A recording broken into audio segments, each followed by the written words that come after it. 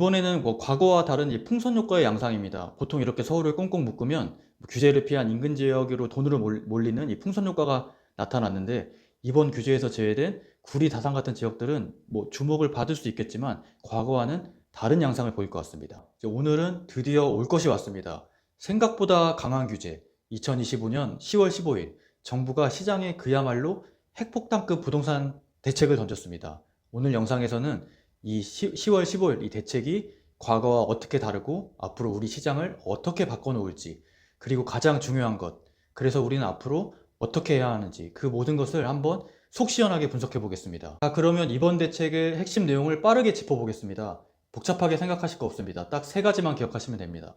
규제의 끝판왕, 대출의 종말, 그리고 감시의 시작. 첫째, 규제의 끝판왕입니다. 정부가 서울 전역과 과천, 분당, 그리고 핵심 지역을 조정 대상 지역, 투기과열지구, 그리고 토지거래 허가구역, 이 세 가지 족쇄로 완전히 묶어버렸습니다. 이걸 삼중 규제라고 부르는데요. 이게 왜 무섭냐면 마지막에 붙은 이 토지거래 허가 구역 때문입니다. 이 구역에선 집을 사려면 2년 실거주를 무조건 해야만 합니다. 이게 무슨 뜻이냐? 전세 끼고 집 사는 갭 투자가 원천적으로 불가능해졌다는 겁니다. 돈이 아무리 많아도 이제 실거주할 사람이 아니면 이 지역에서는 집을 살 수 없게 된 겁니다. 투기 수요 돈줄이 아니라 아예 시장 진입로 자체를 막아버린 거죠. 둘째, 대출의 종말입니다. 이거는 정말 역대급이라고 하지만 솔직히 자세히 짚어보면 그렇게 대출 규제는 세지 않은 것 같습니다. 내용을 보시면 집값에 따라 대출 한도가 달라집니다. 15억 이하는 6억 원, 15억에서 25억 사이는 4억 원, 25억이 넘는 집값은 딱 2억까지만 대출이 나옵니다. 하지만 실제로 실수요자 구매가 가장 빈번하게 일어나는 이 15억 이하 대출 규제가 6억이라고 한 점은, 이 대출 규제는 실질적으로는 세밀하게 나눴다고 볼 수도 있지만 시장에 그렇게 파급적이지는 않을 것 같습니다. 그런데 이 대출 규제 속에 무서운 건 따로 있습니다. 바로 1주택자의 전세자금 대출을 DSR에 포함시킨 겁니다. 이게 시장 패러다임을 완전히 바꿀 조치라고 예상이 됩니다. 예를 들어 내가 지금 가진 집을 팔고 더 좋은 곳으로 이사 가려고 잠시 전세를 살아야 되는데, 기존 주택담보대출이 있으면 이 DSR 한도에 걸려서 전세대출이 안 나올 수 있다는 점입니다. 이 부분은 주거사다리의 중간을 완전히 끊어버리는 격이죠. 이건 잠시 후에 전세 시장에 어떤 영향을 미칠지 한번 자세히 설명드리겠습니다. 이런 강력한 대책은 과거에도 있었습니다. 노무현 정부의 831 대책, 그리고 문재인 정부의 82, 913 대책이 있었죠. 그때도 시장은 얼어붙었습니다. 하지만 지금은 결정적인 차이가 있습니다. 바로 거시경제 환경입니다. 과거 대책들은 경제가 성장하고 금리가 오르는 시기에 나왔습니다. 중앙은행이 이 대출금리 키를 가지고 브레이크를 함께 밟아준 거죠. 그런데 지금은 어떨까요? 경제 성장률은 1%가 위태롭고 경기 때문에 지금 금리도 올리지 못하고 있습니다.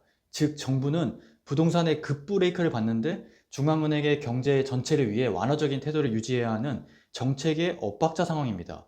대출받는 규칙은 어려워졌지만 돈의 값, 이 금리는 여전히 싼 상태라는 거죠. 이 차이가 앞으로 시장의 향방을 가를 가장 중요한 변수가 될 겁니다. 자, 그럼 이제 가장 궁금해야 할 미래 예측입니다. 이건 제 개인적인 생각이지만 이 모든 걸 종합해보면 우리 시장은 앞으로 네 가지 거대한 변화를 맞이하게 될 것 같습니다. 첫째, 가격의 양극화입니다. 15억, 특히 25억이 넘는 고가 아파트는 대출 규제를 2억 원으로 했다 하지만 현금 부자들이 지속적으로 인기 있는 강남 지역은 꾸준히 수요가 있어서 이제 거래량은 줄겠지만 계속 조금씩 신고가를 낼 것 같고, 오히려 이제 대출 한도가 6억으로 유지되는 이 15억 이하 시장은 제한된 실수요가 몰리면서 꾸준히 가격이 이제 버티거나 약간의 우상향하는 모습을 보일 수도 있을 것 같습니다. 하지만 이 노도강 지역은 재개발, 재건축이 몰려있는 이쪽은 외부에서 이제 갭 투자나 재건축, 재개발을 바라보고 유입되는 수요가 있었는데 이 부분이 완전히 차단되면서 오히려 거래량이 노도강 지역은 오히려 이제 실종되지 않을까라고 예측이 됩니다. 둘째는 이 피할 수 없는 거래 절벽입니다. 이거는 예측이 아니라 확정된 미래라고 봐도 될 것 같습니다.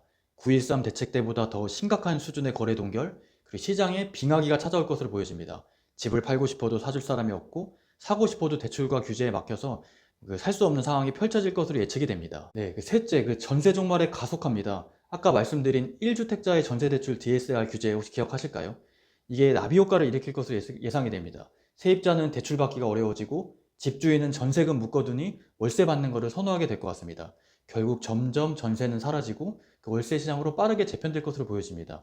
이는 곧바로 세입자들의 주거비 부담 증가로 이어지겠죠. 이제 이게 좀 중요한 것으로 예상이 되는데 과거와 다른 풍선 효과의 양상입니다. 보통 이렇게 서울을 꽁꽁 묶으면 규제를 피한 인근 지역으로 돈이 몰리는 풍선 효과가 나타났습니다.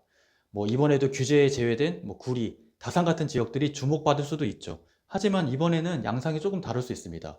왜냐하면 만약 지금 이 비규제 지역의 주택을 샀다가 나중에 서울로 진입하려고 하면 그 길이 사실상 막혀버릴 수가 있기 때문입니다.